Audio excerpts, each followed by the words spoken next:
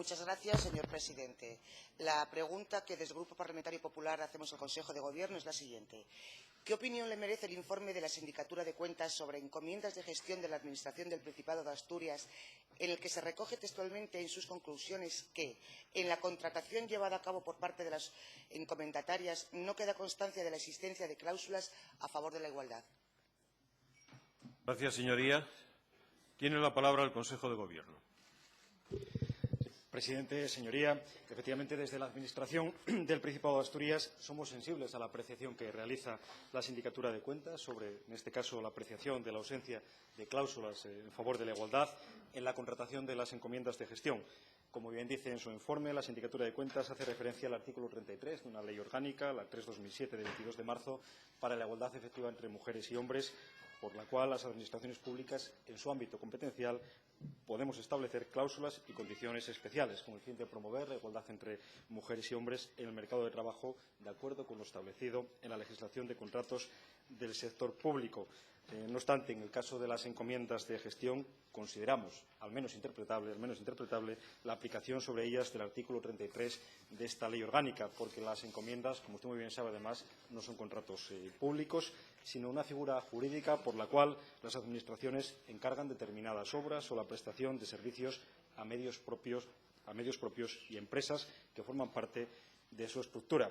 En las encomiendas, como también muy bien sabe, no hay pliegos de condiciones o ejecución contractual propiamente dicha, por lo que, a nuestro juicio, no son figuras del todo análogas, como considera la Sindicatura de Cuentas en su informe. Gracias, señor consejero. Señora diputada, tiene la palabra. Muchas gracias. Mire, este es el informe definitivo de fiscalización sobre encomiendas de gestión de la Administración del Principado de Asturias y sus organismos dependientes, ejercicio 2013. Dentro, y se lo voy a recordar, dentro de los objetivos generales de fiscalización se incluye el de verificar la observancia de la normativa para la igualdad efectiva de hombres y mujeres en todo aquello que, de conformidad con dicha normativa, pudiera tener relación con el objeto de las fiscalizaciones.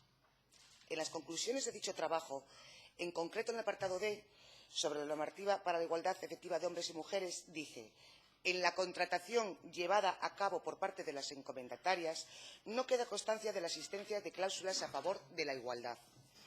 Y en la relación a la ejecución de las encomiendas, dice también: estudiadas las instrucciones técnicas de contratación de los encomendatarios, en ninguno de los supuestos se hace referencia a la existencia de cláusulas sociales a favor de la desigualdad. Mire, le voy a refrescar la memoria, usted lo conoce muy bien, para situarnos en el tiempo de los precedentes normativos. Uno de ellos lo acaba de mencionar. La Ley Orgánica para la Igualdad Efectiva de Mujeres y Hombres, año 2007, y la Ley del Principado de Asturias para la Igualdad de Mujeres y Hombres y la Erradicación de la Violencia, año 2011.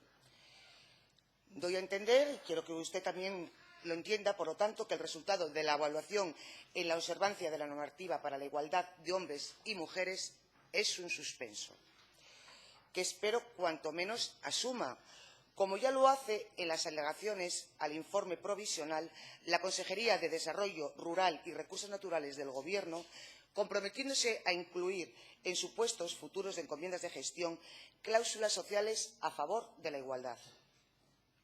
Mire, señoría, un compromiso es una obligación contraída.